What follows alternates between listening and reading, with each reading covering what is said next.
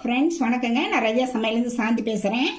இன்றைக்கி நான் ஒரு ஸ்வீட் தான் செய்ய போகிறேன். பச்சரிசி தேங்காய் வச்சு அதாவது கேரளா ஸ்டைல் களத்தப்பன்னு சொல்லுவாங்க. நான் எப்படி செய்கிறேன்னு செஞ்சு காமிக்கிறேன். ஒரு கப்பு பச்சரிசி தான் எடுத்து இதில் நான் செய்ய போகிறேன். ஃபஸ்ட் டைம் வீடியோ பார்க்குறவங்க தான் சப்ஸ்கிரைப் பண்ணிக்கங்க. பக்கத்தில் இருக்க பெல் பட்டனை கிளிக் பண்ணிங்கன்னா நான் போடுற வீடியோலாம் உங்களுக்கு உடனுக்குடன் செய்கிறேன். வாங்க வீடியோக்குள்ளே போகலாம்.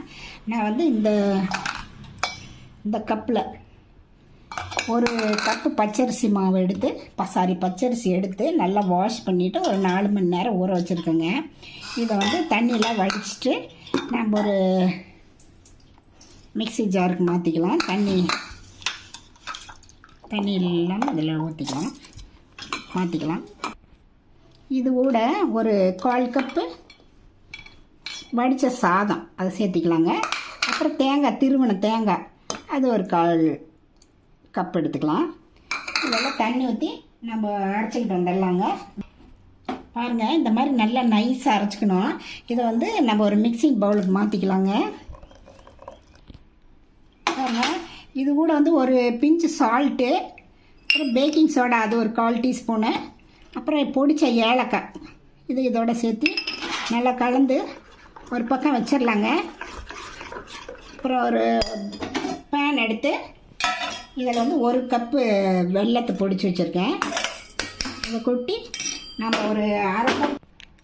ஒரு கப்புக்கு ஒரு 1/2 கப்பு தண்ணி ஊற்றிக்கலாங்க. நம்ம எந்த பவுலில் அரிசி எடுக்கிறோமோ அதே தான் எல்லாமே எடுக்கணும். நம்ம இது அடுப்பு ஆன் பண்ணிக்கிட்டு இது பாவு பதமெல்லாம் இல்லைங்க. இது சர்க்கரை கரைஞ்சா போதும். நல்லா கொதிக்கிட்டுங்க.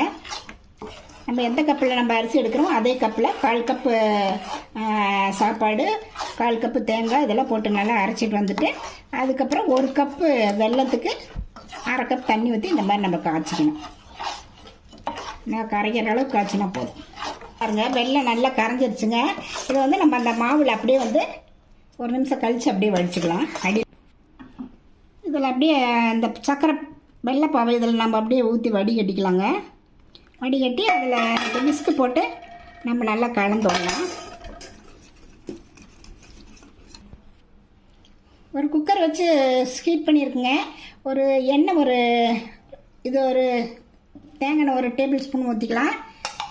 நெய் ஒரு டேபிள் ஸ்பூன் ஊற்றிக்கலாம். அவங்களுக்கு ஒரு ஸ்பூன் போட்டோம்னா ஒரு டேபிள் ஸ்பூன் அளவு வந்துடும்.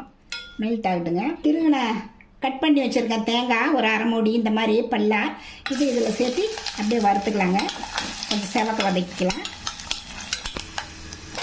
பாருங்கள், இந்தளவுக்கு தேங்காய் சேர்ந்ததுக்கப்புறம் நம்ம இந்த மாவு கரைச்சிட்டு வச்சுருக்கோம் இல்லைங்க, அதை இதில் ஊற்றிக்கலாம். பாருங்கள், இது ஊற்றுனதுக்கப்புறம் சிம்மில் வச்சு ஒரு 5 நிமிஷம் நம்ம வேக வச்சுக்கலாம். வெயிட் போட வேண்டாம். பாருங்கள், ஒரு 5 நிமிஷம் ஆயிடுச்சு. இதில் நம்ம குத்தி பார்க்கலாம்.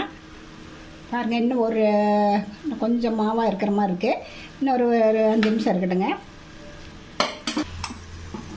பாருங்கள், 5 நிமிஷத்துக்கு மேலே ஆயிடுச்சு. இதில் எதுவும் ஒட்டலை, அதனால் இப்போ ரெடி ஆயிடுச்சு. நம்ம உடனே எடுக்க முடியாது, ஆறுனோன்னு நம்ம எடுக்கலாம். ஆறுட்டுங்க. பாருங்கள், நல்லா ஆறிடுச்சுங்க. நல்லா மெதுன்னு எப்படி மெத்துன்னு இருக்குது. இதை நம்ம சுற்றி அப்படி எடுத்து விட்டுட்டு நம்ம அப்படியே ஒரு பாத்திரத்துக்கு மாற்றிக்கலாம். பாருங்கள், பார்க்கறது எவ்வளோ இதாக இருக்குன்ட்டு. இது ரொம்ப டேஸ்ட்டாக இருக்கும். கேரளாக்காரங்க முக்கால்வாசி இந்த மாதிரி ஸ்நாக்ஸ் செய்வாங்க. நான் இந்த மாதிரி ட்ரை பண்ணியிருக்கேன். நான் ட்ரை பண்ணது எப்படி இருக்குன்னு ரதியா சமையல் சப்ஸ்கிரைப் பண்ணுங்கள், லைக் பண்ணுங்கள், ஷேர் பண்ணுங்கள். அடுத்த வீடியோவில் வேறு ரெசிபியோடு சந்திக்கிறேன். வணக்கம்.